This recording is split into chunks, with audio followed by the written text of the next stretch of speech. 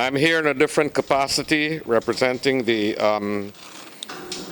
China National Offshore Oil Company, one of the GGI partners, but I have been requested to open the program, and with pleasure and privilege I do so. So the University of Guyana Office of Philanthropy, Alumni and Civic Engagement, PACE, in partnership with the Greater Guyana Initiative, is now launching the Faculty of Earth and Environmental Sciences Remote Sensing and Geographic Information Systems GIS Laboratory and Guyana Coastal Database at the spanking new Hogben-Drayton Math and Science Building here at the Turkine campus. So first off on the program is the national anthem. Can you please rise for the national anthem? You have to sing it. 1, 2, 3. We'll do the first verse. 1, 2, 3. Dear land of Guyana, of rivers and plains, made rich by the sunshine and lush by the rains, and like and fair between mountains and sea, your children salute you, dear land of the free. Thank you. And now the first opening remarks on the program. We have the pleasure and the honor to listen to the Vice Chancellor, number 11, Professor Paloma Mohamed. Good morning, colleagues. I'd like to thank Ambassador Bayney Karran for stepping in at a short notice. Our MC is not here, and I, as you can hear, would normally step in, but I am nursing a sore throat. So I don't think it's a good thing for me to be speaking too much today. I'd like to recognize in the audience the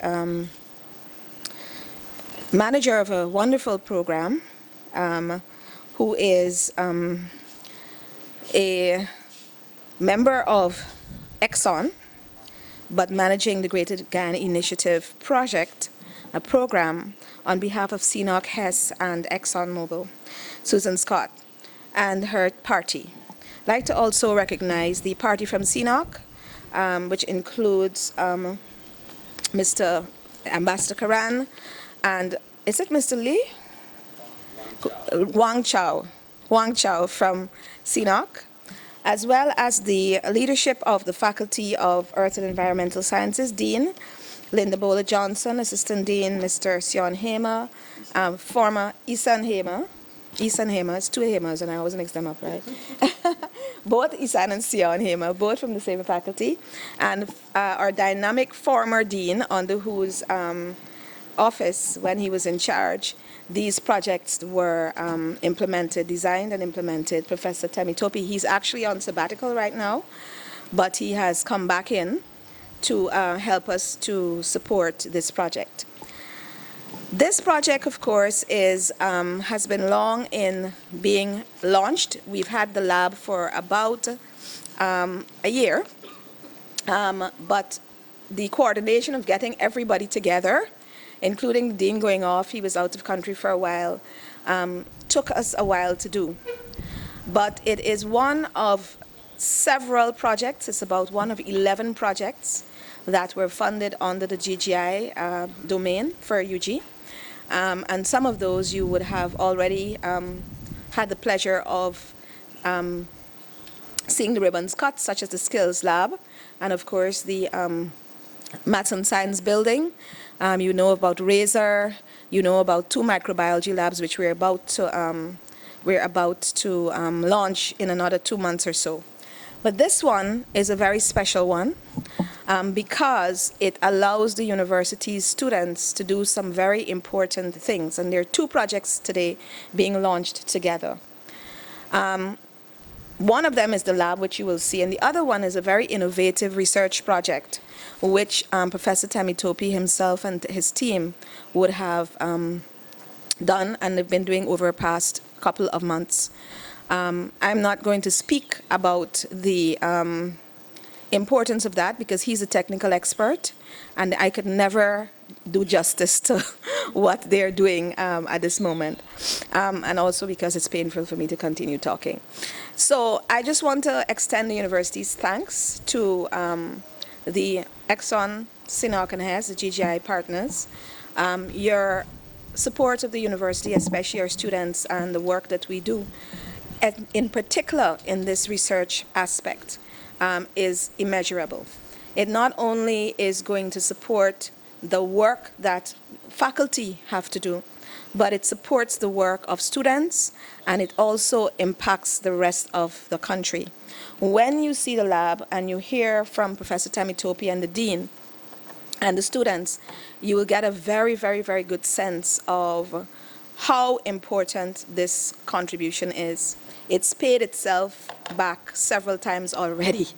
And so I really, really want to just say thank you, commend the program, to say we have several other programs that we are going to launch in the next few months, and to say thank you, thank you, thank you to all those who were involved in creating this, including media for being here today. And I hand back over now to Ambassador Karran. Thank you.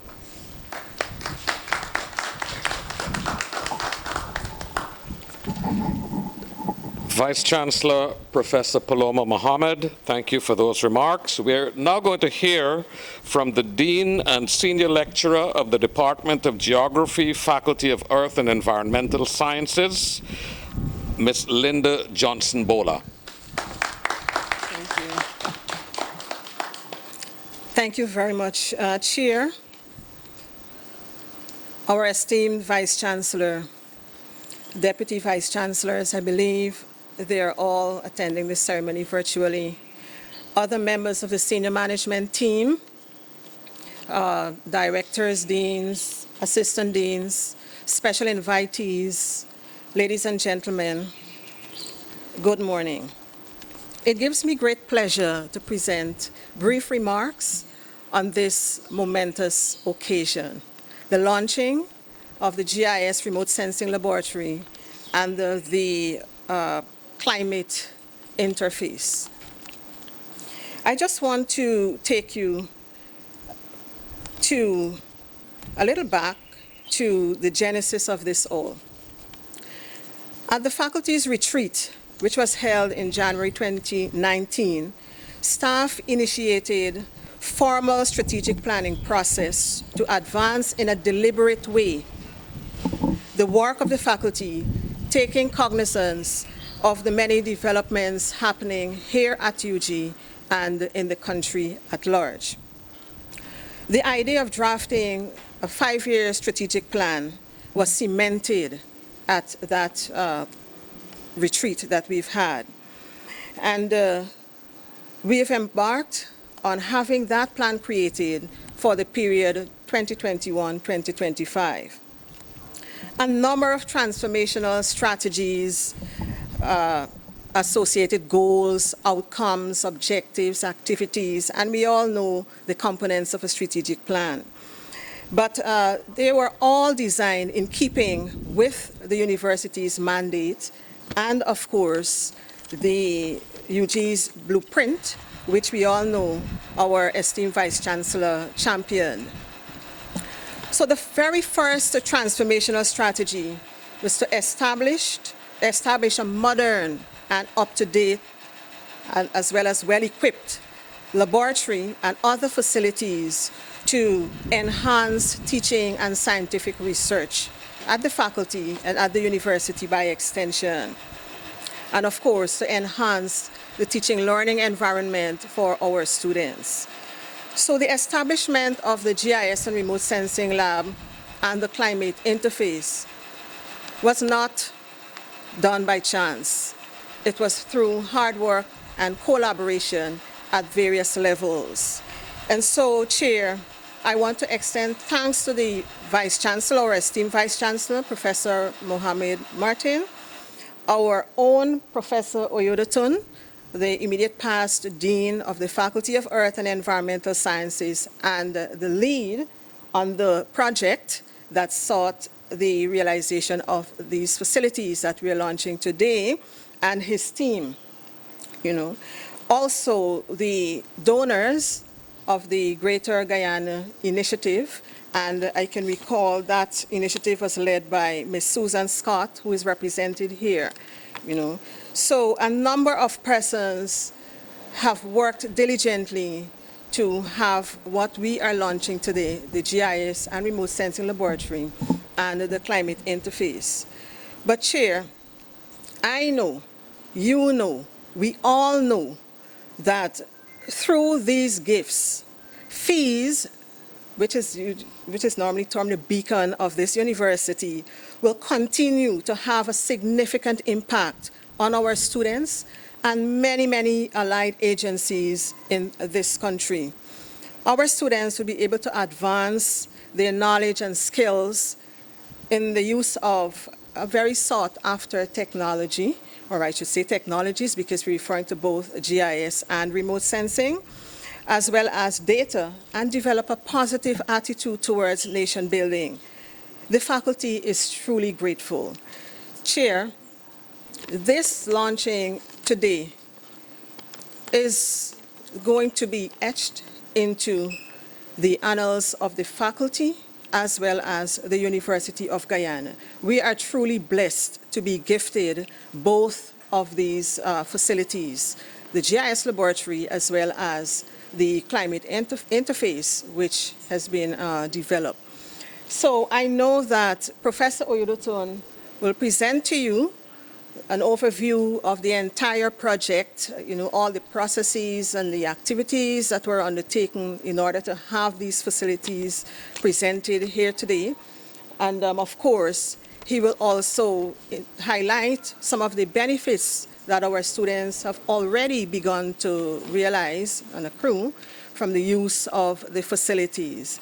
So without further ado, I just want to again extend sincere gratitude to our donors, particularly our donors from the Greater Guyana, I always say Georgetown, Greater Guyana initiative. And I know that there are many of them, and I just want to mention a few of those. They include the Stabroek Block, Co-Ventures, ExxonMobil Guyana Limited, Hess Guyana Exploration Limited, and CNOOC Petroleum Guyana Limited. Thank you all very, very much from the bottom of our hearts for the gifts that you have presented to the Faculty of Earth and Environmental Sciences and by extension the University of Guyana. These gifts will go a long way in helping the faculty to achieve its mandates, to achieve its vision, and also to achieve the mission that we have set out. Thank you, thank you, thank you.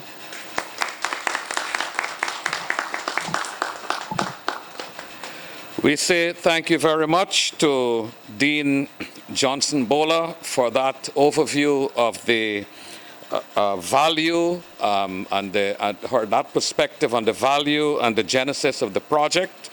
And at this point, it's our pleasure to call on Professor Temitope Oyedotun. I hope I did not mispronounce your name, sir.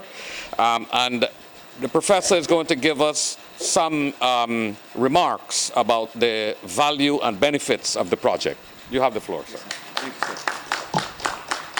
Thank you, sir. Good morning, everyone. Vice Chancellor, Ms. Susan, Dean, and all the protocols that have already been established. I'm standing on those protocols. First and foremost, I want to say thank you again, and thanks for the privilege and opportunity. When the Vice Chancellor asked me, I sent a message that I need to come and talk about the project, all right? And, but when the handbill and everything came out, I'm scheduled to talk about the two projects. However, please permit me to make reference to at least all the 4 projects that were under my leadership when this idea came up. And all of them were funded by GGI. 2 of them may be intangible, like the ones we are commissioning today.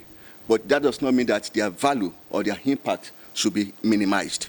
So I'm going to say my brief presentation, and I hope you're not going to get bored. And I will try to make it as brief as possible. It's going to be on the 4 projects. I titled my presentation as 4 projects, Greater Impact. So 4 of them were sponsored and supported by the GGI, and I think that was in 2021. The idea started in 2021 and was approved towards the end of the year. The first of it is about remote sensing and data analysis laboratory, the one that we're going to commission today. The second one is a research project, all right? It's climate change and agricultural development, all right? It's a research project. It may appear as intangible, something that could not be commissioned, but I'm going to tell you some of the influence and the impact of those things, that project, what has happened in the last couple of months that is being funded. And the third one is about how to use microalgae assemblages as a bioindicator of mangrove forest health. It's also a research project. Maybe not be tangible. The only reason why you can see it tangible is maybe we can go to the site and we'll walk along the mangrove and some other things like that, but it's a research project. I'll just make reference to that one. And the last one is about the coastal database that we developed. Now, the remote sensing and data analysis laboratory that we are commissioning today, like my dean suggested, the faculty has been thinking about having a GIS or geospatial lab for quite some time. So in 2019, when we met and we were planning, it was one of the things we put on our agenda.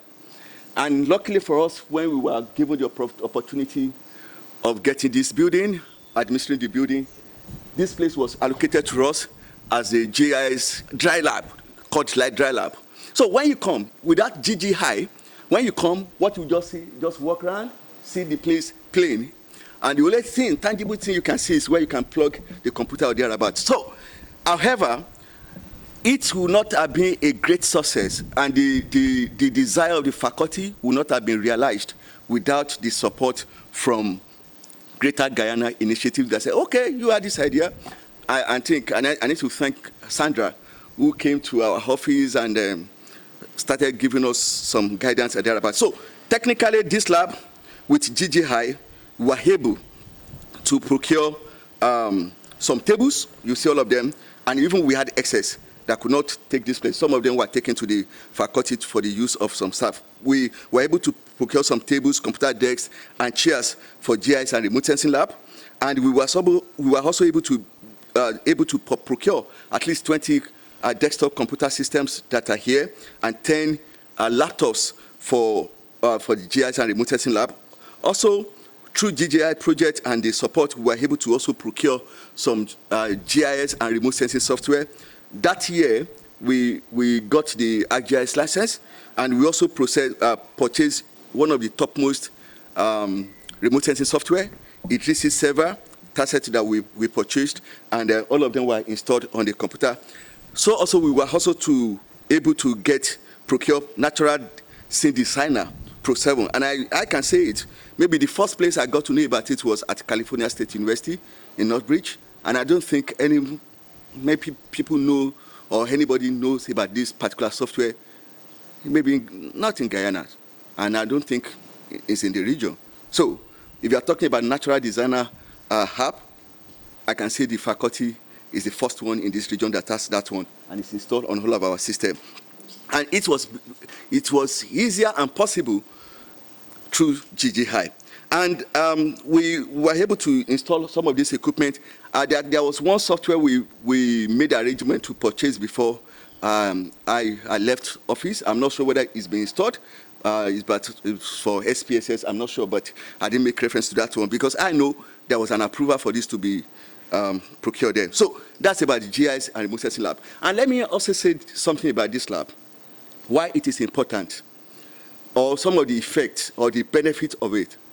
Towards the end of last year, around September, either August or September 2023, the academic board of the University of Guyana approved a set of programs for the faculty to run. The first is about certificate in GIS, and the other one is about Master of Science in GIS and remote sensing, and another master, which is a professional master in GIS and remote sensing. Those programs are new programs that were approved for the faculty. And I think, to the best of my knowledge, Dean, you can correct me, the first set of students came in to that program around March this year, February, March, or thereabout. So, but can I tell you this? I know VC is here. I know she's not going to support us, and the university, even the University Academic Board, will not support us to float this program if you don't have any lab like that, like this one, to be able to train our students. So that's why I'm saying that when we're making a case for this, I was talking about our undergraduate students who used to do introduction to GIS, that we used to struggle with them, I mean, with some other unit on campus at CIT to manage the system they use there. But I was making a case that we need to have our own standard GIS lab. But I never foresee that having this lab is still going to give birth to a series of programs that came to being. Though since the approval of the lab, I'm just telling you some of the benefits that came up with it, that their certificate in GIS program. And I think some students have completed their first phase. I'm not sure. Yeah. So, and there's some students are coming in by September. So this one project has given back to a lot of other ideas and thereabout. And the impact still goes beyond this, because a couple of lecturers are also doing research utilizing some of the facilities that we have here. That's about that one. Yeah. I hope that is short enough. So let me just quickly make reference to the other two research projects before I talk about the Coastal Database Lab. There's one of my colleagues, when we're thinking, when they said some idea will be submitted, I asked colleagues in the faculty, submit your research idea and proposal and thereabout, or whatever you're working on. Mr. Sion Heyman submitted an idea on using microalgae assemblages as bioindicator of mangrove forest earth in Guyana. What he's doing is about, before he started doing the work, there's nothing like biological earth indicators that are used to monitor mangrove earth in Guyana. That is the first work he's doing. And I'm not sure whether he's going to crucify me or not, but don't let me look at his side. Now, I know that he's been trying to do the PhD research work for quite some years. And whenever it comes to the lab work, he gets stopped, because he can't use his money to do all of the lab analysis and all of those things, and they are not cheap. They are not cheap. I'm telling you, the lab analysis, the materials he's buying to do this research are not cheap. So when he's been struggling with the PhD work until when GGI came on board. And to a large extent, I know that he's made some outstanding progress on that research.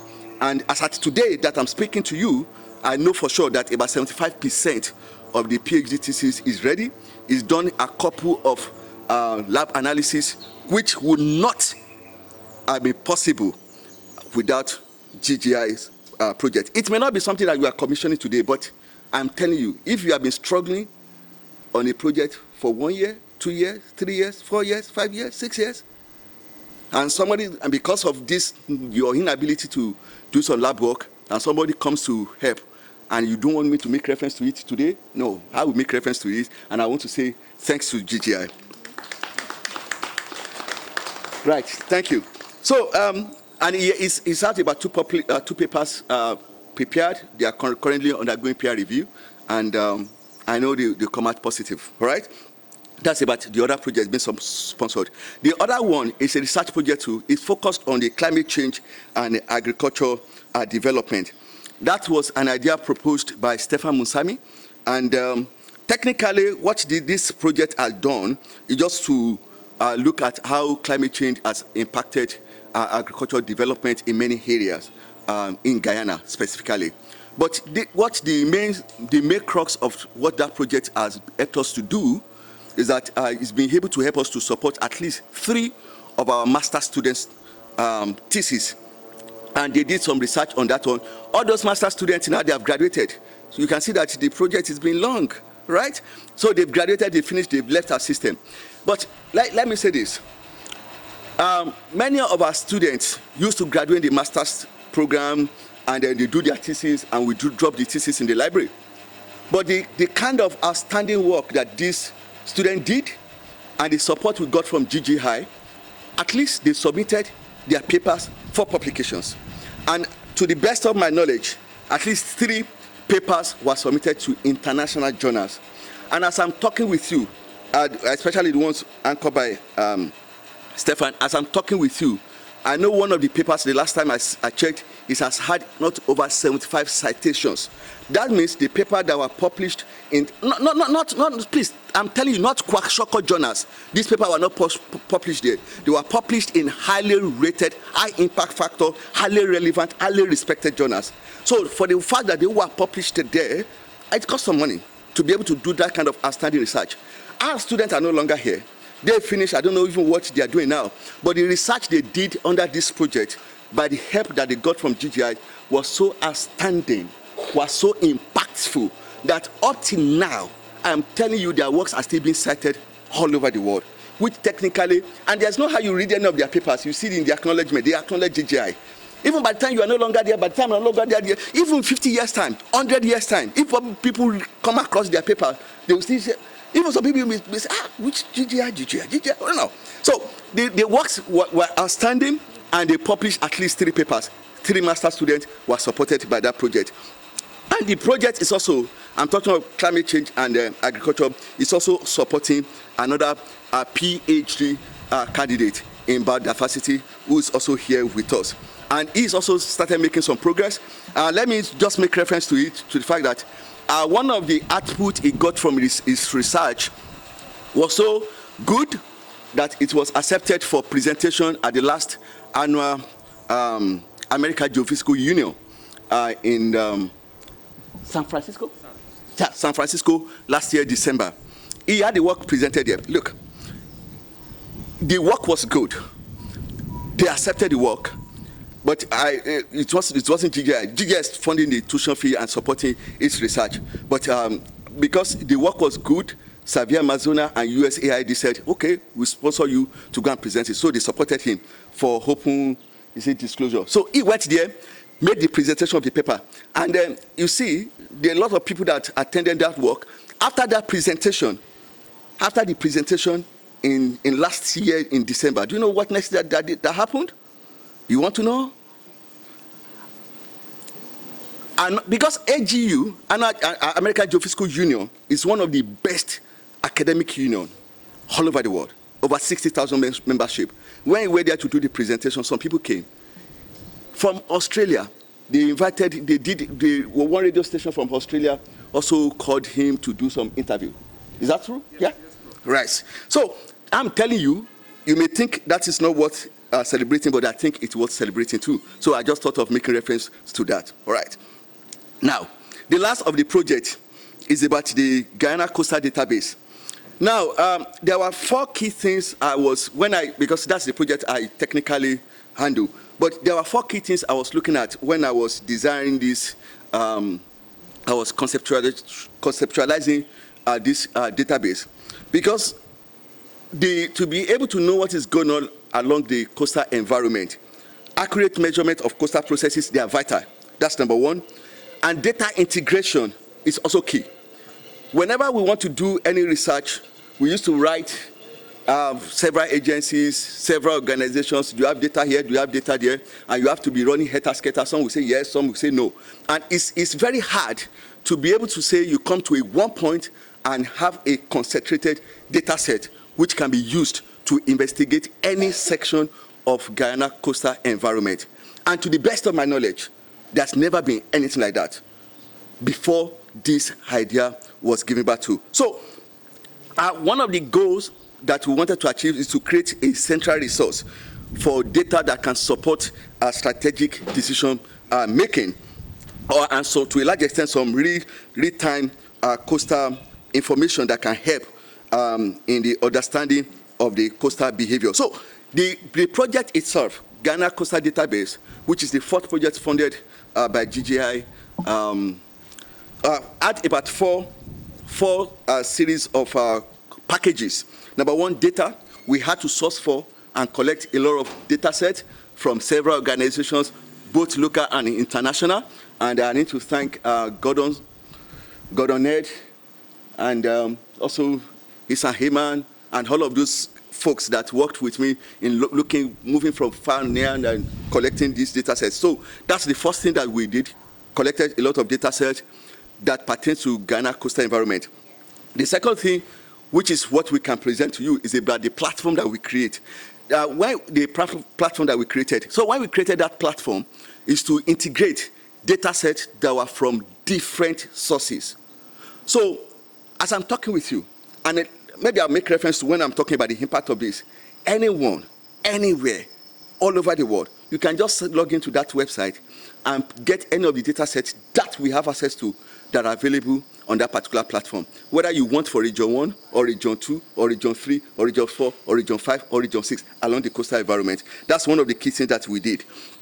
And to be able to demonstrate the effectiveness of this, we had to apply the data set we have collected to see whether it can be used to study some environment, especially coastal geomorphological phenomena in a particular environment. So for that one, for the application purpose, to just give it a trial, you know, it's one of the next things I'm thinking about, that the platform will be able to, people can do analysis. You don't need to be thinking about downloading the data set and processing them. Just click on any area and it's going to process those things. That's one of the things we are thinking about and we are working on. And it's going to be a reality that all of you, it will be so beautiful that everybody will fall in love with it.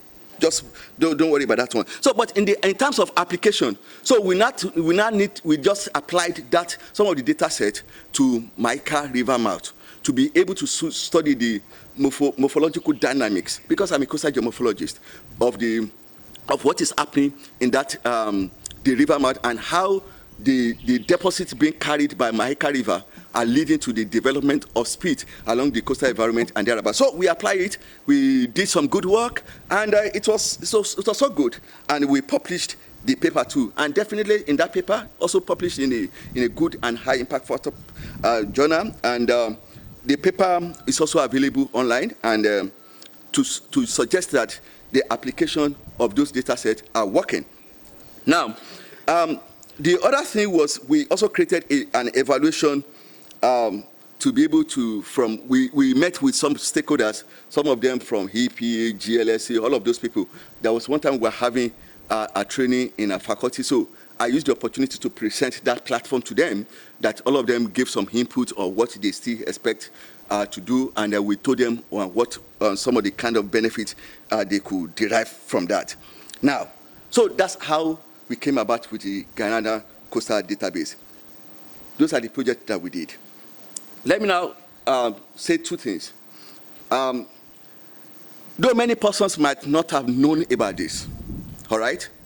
But I know many persons, organizations, and agencies in the country, especially whenever they want to do something along the coastal environment, they are always in desire of data set. Let me give you two or three examples. There was one time, somebody sent an email to Vice Chancellor. I don't know whether Vice Chancellor remember, from somebody doing some work. And Vice Chancellor just forwarded to a couple of us that please attend to this person. You know, within few minutes, when the Vice Chancellor told me, all right, do you know what I did? I just forwarded that link to that particular person that, look, and I just collated some of those things. I said, we did something like this before. You don't need to struggle and begin to do whatever. The person replied me and said, thank you. And I'm saying thank you to GGI that helped me making this a reality. All right? Thank you. Now, on about the third Monday in April, some people, non-governmental organizations, asked me for something they came to because when they talk about coastal environment, some people just say, oh, this guy should be able to say one or two things. So I was in the office, we talk about general things generally. Somebody now asked me, look, is there any database in the country where you can get some information on coastal environment and resources? And especially some of the publications that have been done in Guyana coastal environment. I was right there in the office. I didn't know this kind of question would be asked of me. I did not go with my laptop. The only thing I went was with my pen and my diary to take note of some things. Right there, I was there in the office.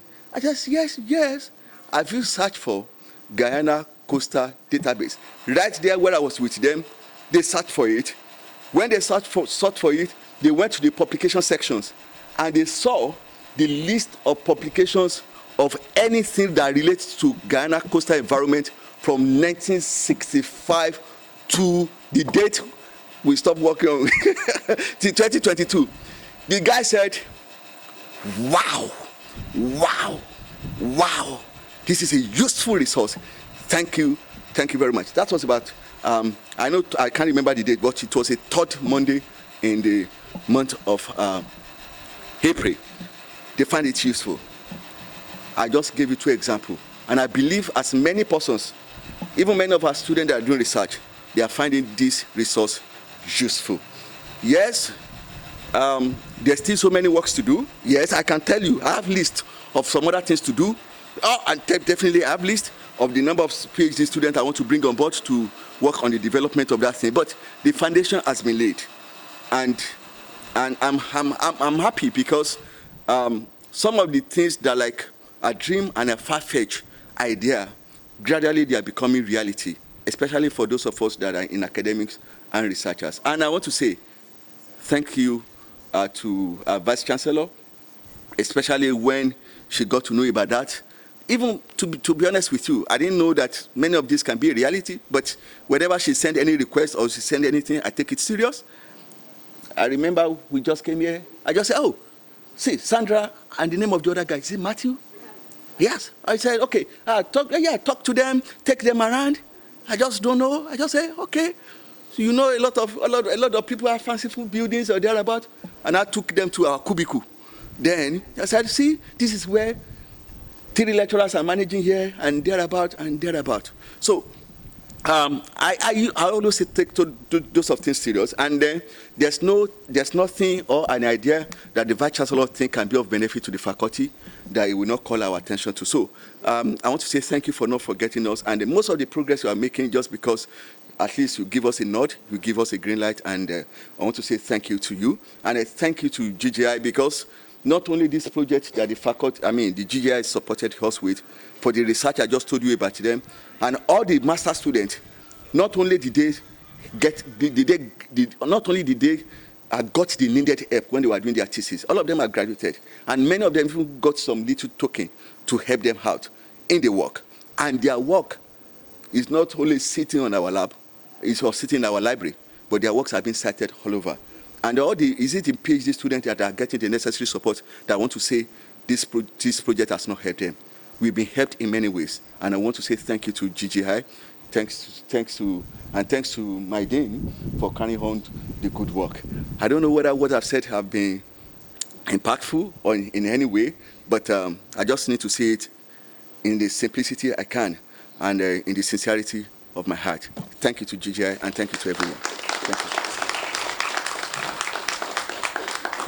Thank you, Professor Temitope Oyedotun, for that account of the results and some of the practical applications and benefits of the project. We're about to hear now from Susan Scott. Susan has endeared herself to many in Guyana by spearheading the Greater Guyana Initiative on behalf of ExxonMobil, a colleague to many of us here, and it's my pleasure to call you to the microphone.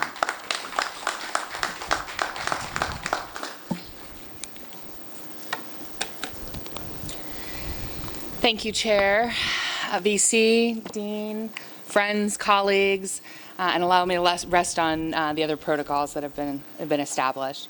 So good morning, everyone. It is very much my pleasure to be here today. As Chair indicated, my name is Susan Scott, and I am the Socioeconomic Manager for ExxonMobil Guyana, and here today as a representative of the Greater Guyana Initiative.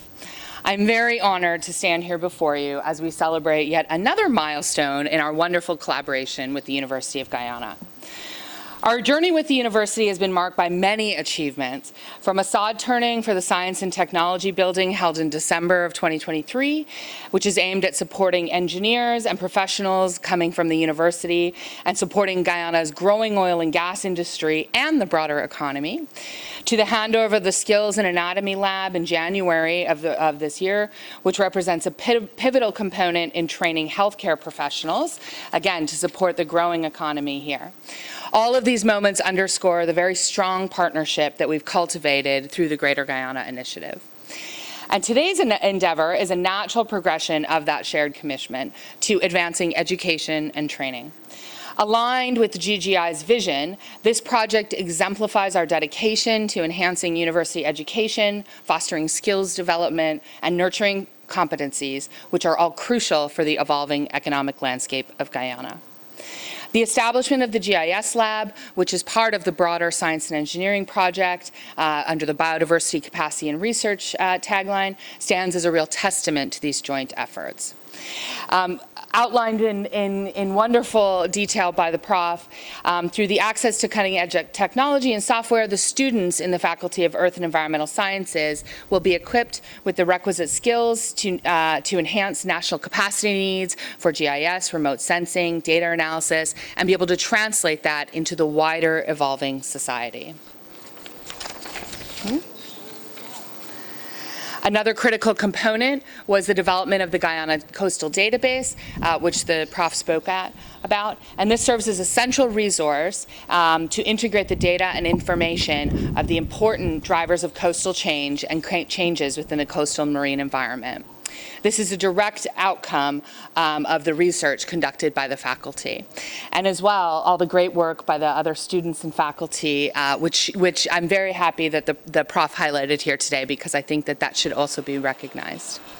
So in closing, I urge the students and faculty to embrace and take advantage of these opportunities that this investment and the economic opportunity unlocks for both your academic pursuits and the overall benefit of Guyana. On behalf of the Stabroek Block co-venturers, ExxonMobil, Hess, and CNOOC, GGI remains steadfast in our commitment to empowering Guyana and its people. We're very confident that these investments and others will continue to yield tangible and enduring impacts for the generations to come. Thank you very much.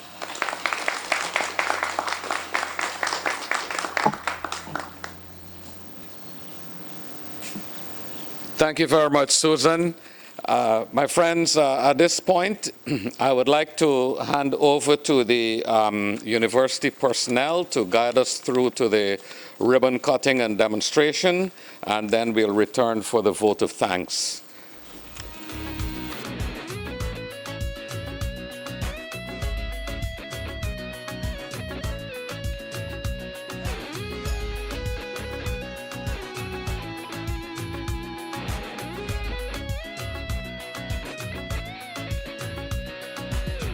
Esteemed Vice Chancellor, Deputy Vice Chancellor, Dean, respected professors, staff, or esteemed guests. I am Major Ravindra Singh and Ms. Benn, currently student of the Faculty of Art and Environmental Science. It gives us great pleasure to extend our gratitude to all those who would have made it possible for this occasion today.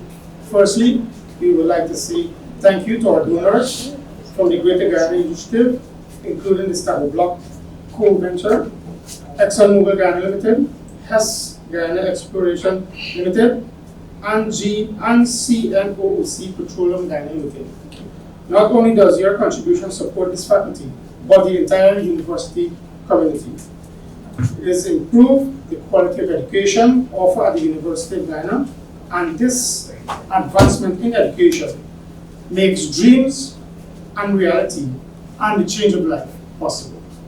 Thank you to the Vice Chancellor for her exceptional leadership and vision, to the Deputy Vice Chancellor and Senior Management Team for their hard work and commitment to the development of the university. On a personal note, I would like to say my learning experience have changed with the hands-on training with the GIS tools that has equipped me with not just skills but today's challenges in remote sensing and GIS. I am confident that future students will be benefit from these incredible resources. Thank you.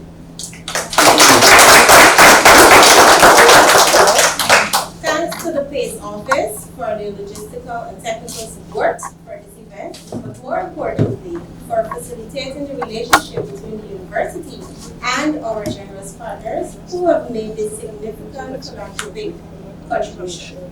To both the former and current dean of the faculty respectively, and all the faculty and staff here at the Curtin Environmental Sciences for all your hard work and dedication. Thanks to the facilities and museum's department for helping in the preparation for this event, and all other support staff for the behind the scenes efforts that ensured everything ran smoothly. I am currently pursuing my Master's in Science in GIS and Remote Sensing, and this lab would so far has been very beneficial to us in terms of the softwares that are more available to us to make things easily. It's also a testament to our university's commitment to fostering innovation and excellence. And again, thank you.